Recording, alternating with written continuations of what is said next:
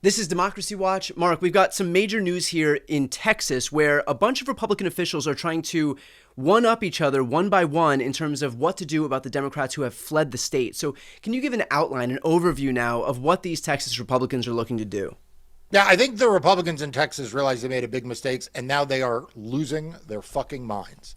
Okay, so they thought that they would be able to pass this special session redistricting map because Democrats would be in the minority and they would roll through them, and all would be well. Well, the Democrats obviously had other plans. They left the state. They denied them quorum. So ever since then, Republicans have been running around in circles trying to figure out what to do about it. And today has been a big day for circle running in the state of Texas. So you had Ken Paxton, the Attorney General, say that he is going to go to court to try to declare these seats vacant in an effort to pressure these people to return. So I hate to say that Ken Paxton is the rational one, but in this instance, he actually is less crazy than the rest of the Republicans there. Ken Paxton just filed directly in the state Supreme Court of Texas a petition for a writ to declare that Representative Jean Wu should be removed from membership in the Texas House of Representatives. Now, it's interesting, he's only chosen to file this writ with respect to one Texas representative. So he has not filed it as to all of them. Presumably, he wants to win this one, or at least get a ruling in this one, and then if he wins, use it to threaten all the rest of them. Now, it's fascinating because he begins his petition by saying, what is at stake here? Nothing less than the future of Texas. Now, I hate to, again, say I agree with Ken Paxton on anything, but I agree with him. The difference is he thinks that the outcome of this has to be to remove what he says is 1/3 of the legislature.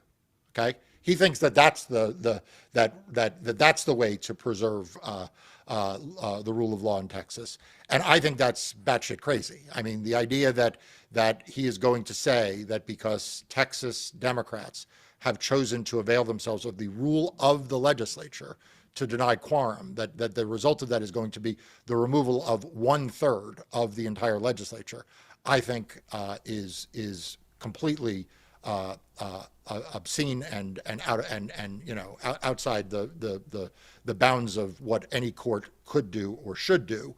But I do agree with him that the future of the state of Texas is at stake. And again, Brian, I want to reiterate, I think the reason why he filed this just against the one Democrat rather than against all of them is because he is trying to make this an easier thing for the court to bite off, that it will look less like a partisan power grab, less like the Republican-controlled state Supreme Court is doing something extraordinary if they just do it with respect to one member. But we can't fall for that. We can't fall for that, right? What goes for this one member of the Texas legislature would go for, as Ken Paxton acknowledges, 1/3 of the entire legislature, and frankly, nearly all of the Democrats. Okay, on a separate track of crazy, you have John Cornyn, who actually called on the FBI to somehow go to Chicago and do what? I'm not quite sure. Like, kidnap these people? Like, it's not clear what the hell Kash Patel is going to do, but that's where John Cornyn's putting his chips. He's put his chips on Ken Paxton, maybe the crazy attorney general who's primarying me for Senate, but I can out crazy him by saying the FBI ought to get involved. Okay, so that's what the senator from the U.S. senator from Texas is saying. Meanwhile, the Texas Speaker Dustin Burrows, he's issuing arrest warrants. Now they're civil arrest warrants, which they're not really arrest warrants, right? Like there's no criminal penalty behind this, but he's issued his civil arrest warrants. So that's like what's going on among the Republicans. They are all trying to look tough. John Cornyn has lost his marbles completely, but they're all trying to look tough while these legislators are safely in Chicago, where the courts of Texas are not likely to do what Ken Paxton wants. There is nothing they can do. And as for these civil arrest warrants, I don't really know what to tell the Speaker of the State House, but those civil arrest warrants are not going to make any difference in the state of Illinois. So it's worth asking here. I know how absurd and crazy all of this is, sometimes by design to appeal to certain factions of the MAGA base. But then there's some small part of me that's like, well, Democrats often rely on saying, oh, they can't do this, up until the point where Republicans just do it. And so is there any worry that these folks are going to, put forward these absurd, inane solutions, but then one of them can get acted on, and suddenly you have the FBI that's going to head into Chicago to arrest and bring back 50 some odd Texas Democrats? Right. Okay. So let's again take this in order. And I hate to say ever a kind word about Ken Paxton, but his approach here actually makes sense. I don't think it'll be successful.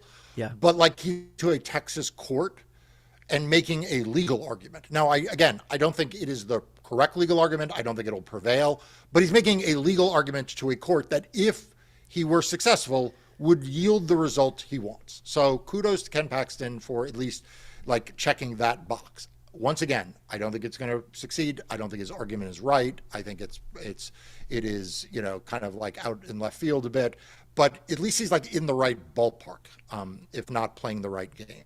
Okay.